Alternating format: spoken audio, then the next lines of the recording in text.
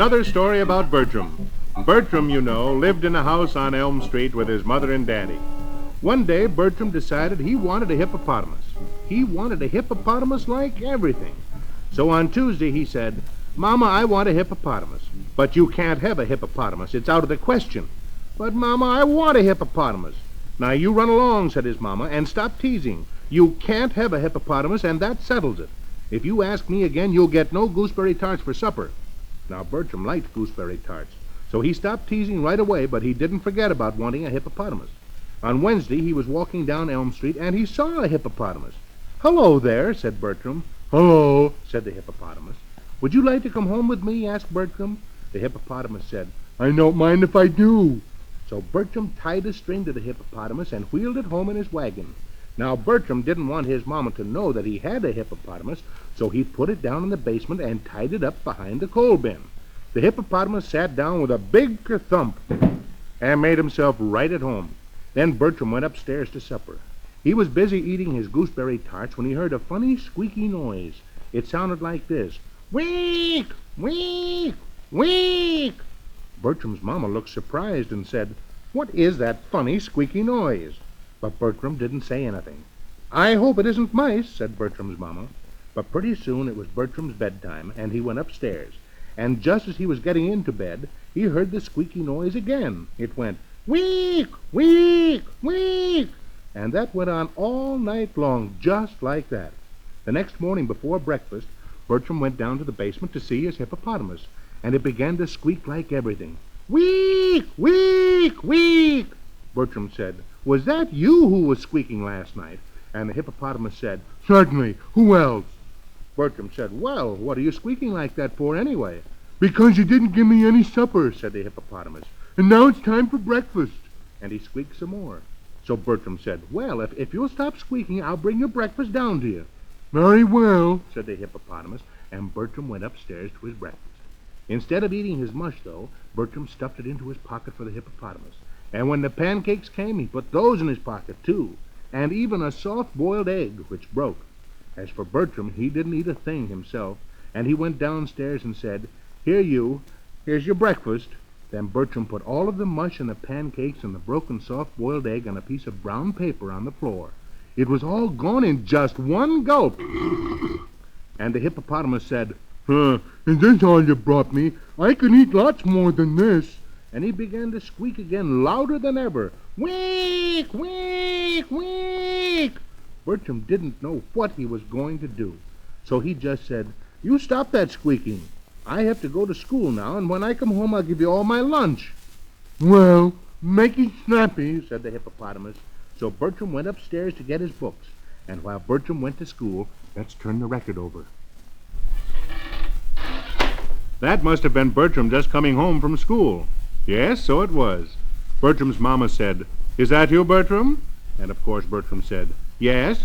"Well, wash your hands and come to lunch then," said his mama.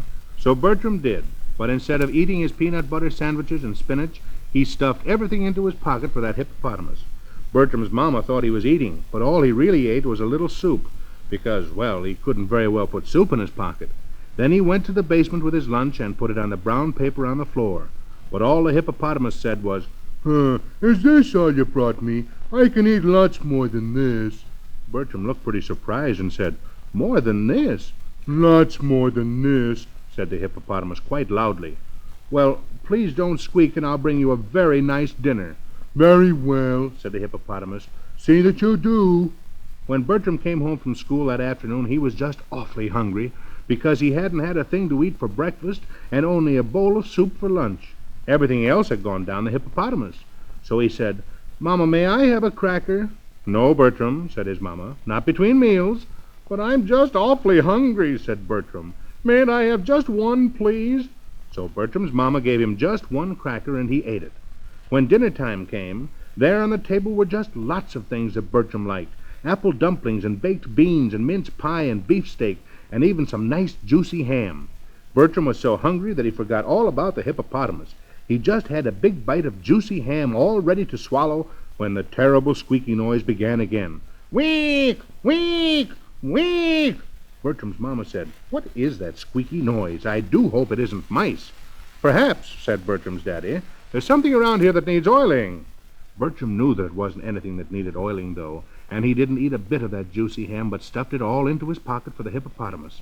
When they passed the pie, Bertram stuffed that into his pocket, too, and the apple dumplings and the angel cake, because he wanted to be sure the hippopotamus wouldn't squeak any more. Then Bertram hurried downstairs and put 2 big pocketfuls of dinner on the brown paper on the floor. The hippopotamus just said, "Is that all? I can eat lots more than that." And he swallowed the nice dinner in one big gulp. Then he said, "For breakfast I should like some hay." Then Bertram began to cry. The nice dinner was all gone, and now the hippopotamus wanted hay. "Did you say hay?" asked Bertram. "Yes, hay, and a lot of it," said the hippopotamus. Well, poor Bertram couldn't sleep at all that night. He didn't have any hay, and besides, he was just awfully hungry. The next morning he stuffed 3 whole waffles into his pocket, syrup and all. "My," said Bertram's daddy, "how that boy is eating." "Yes, it's a wonder he doesn't burst," said his mama. But Bertram couldn't have burst if he had wanted to. So he went down in the basement and fed all the waffles to the hippopotamus, and Bertram was just awfully hungry. Just as he was going upstairs to get his books, the hippopotamus said, "By the way, where's my hay?" Of course, Bertram didn't have any hay, so he just said, "If you'll promise not to squeak, I'll get some. I have to go to a hay store for that." That day at school, Bertram's teacher asked him what 6 and 8 were, and Bertram was just so empty he couldn't say, so the teacher stood him in a corner. Now, while Bertram is standing in the corner at school, we'd better turn the record over. Well, Bertram was getting just awfully tired of standing in the corner at school, and besides, he was so empty.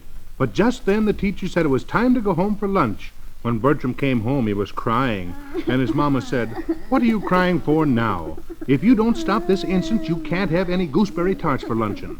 Well, of course, that made Bertram stop crying right away. After lunch, which he didn't eat, Bertram took everything down to the hippopotamus, even the nice gooseberry tarts, and then he went back to school. The teacher asked Bertram who discovered America, but Bertram was just so empty that he couldn't say, so he had to stand in the corner again. When he came home that afternoon, his mama was frying doughnuts, and they smelled simply delicious. Bertram said, "Mama, may I have a doughnut?" "No," said his mama, "it isn't good to eat between meals." Then Bertram began to cry again, because he hadn't had a thing to eat except a cracker and a bowl of soup since day before yesterday, and he was just awfully hungry. "Bertram," said his mama, "if you don't stop crying immediately, you will have to go to bed without your supper." So Bertram blinked his eyes very hard to keep the tears from falling. At dinner time, the doughnuts made Bertram's mouth water more than ever, especially the nice doughnut man that Bertram's mama had made just for him. And it really hurt when he had to stuff that into his pocket for the hippopotamus. And his daddy saw him do it, but he didn't say a word. After prayers, Bertram took the doughnuts down to the hippopotamus, and he said, "There, you old thing, you." But the hippopotamus just gulped the nice doughnuts down and said, "Is this all you brought me? Where's my hay, anyway? I guess I'll just start squeaking." "Oh, please don't squeak, Mr. Hippopotamus," said Bertram. "Very well, but only on one condition," said the hippopotamus. "You get me my hay tomorrow." When Bertram went to bed that night, he was awfully worried. He knew that if he didn't eat, he couldn't live, and that if he did eat, that miserable hippopotamus would squeak. At breakfast time, sure enough, the squeak began again. "Week, week, week." And Bertram's daddy said, "I'm going to see what it is that needs oiling in the basement." Now, Bertram was afraid his daddy would find the hippopotamus, so he said, "No, Daddy, nothing needs oiling. I looked yesterday." "Well, what is it, then, that makes that awful squeaky sound?" asked his daddy. "Maybe it's a hippopotamus," said Bertram. His mama said, "Nonsense. All that boy can think of is hippopotamuses." But when Bertram's daddy went down in the basement, there was a hippopotamus. Bertram's daddy said, "Hello." And the hippopotamus said, "Hey there, have you got any hay?" Bertram's daddy said, "What? Didn't Bertram give you any hay?" And the hippopotamus said, "No, he just gave me mush and pancakes and an egg that was all squash and an angel cake and ham and donuts, and I'm just awfully hungry." Then the hippopotamus began to cry and squeak all at the same time. Then Bertram began to cry, too. Bertram's daddy said, "So that's where all your food has been going. There, now, both of you, stop crying. Stop crying. Bertram, you run upstairs and tell your mama to give you some more breakfast, and I'll go and buy some hay." And Bertram was so hungry that he ate 39 pancakes, and the hippopotamus ate 3 bales of hay.